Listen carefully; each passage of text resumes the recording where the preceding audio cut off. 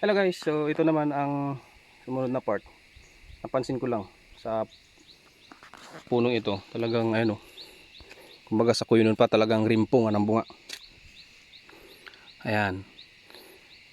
Ito kasi maliban sa pinaabunuhan namin ay talagang maraming kalamansi rin kahit sa ibang area, sa ibang nagmamay-ari. Ay marami rin yung lumabas na bulaklak. So ito halos doble yung lumabas na bulaklak kasi nga nag-abono kami tapos sinabayan pa ng parang season. So ayan o, mapapansin nyo talagang marami. So biyaya po ito galing sa taas, so aalagaan na lang.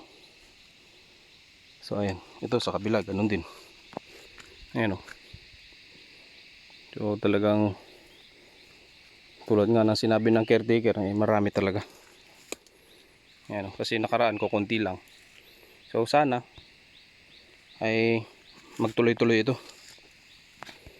Ayan o, halos bawat dulo marami. Ayan. So tara, akitin natin sa taas. So narito na ako guys sa may bandang kalahati. So ayan,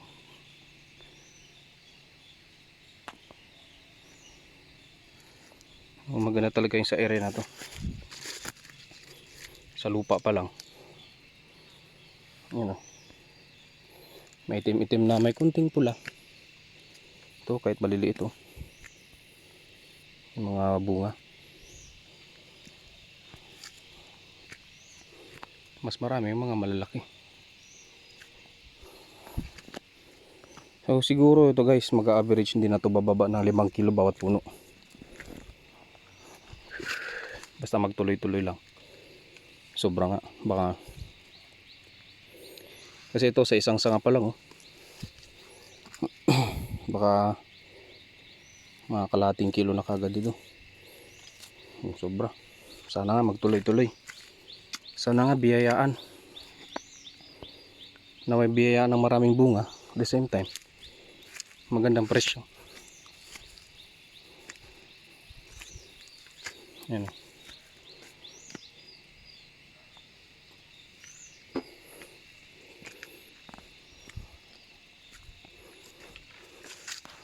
Dito na ako guys sa may peak. Yan.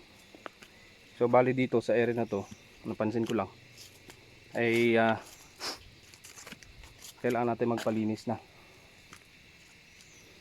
Dahil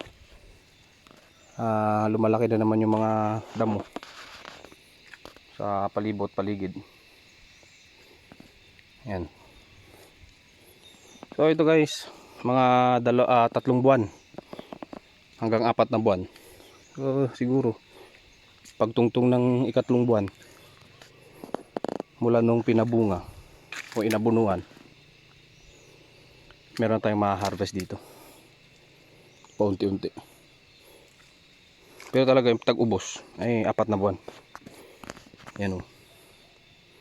So sulit naman. Sana magandang presyo. Ayan. So meron pa tayong 2 area guys na bibisitahin. Sana abutin ng oras. Anong oras? So dalos 1 buwan din akong hindi nakabisita dito sa mga area. So yun muna guys ang aking update sa aking pagbisita sa farm sa Lamansi. So hindi ko pa isinama ang aking mag-ina kasi nga maliit pa si baby, tsaka medyo malayo tsaka masukal. So saka na pag medyo lumaki na.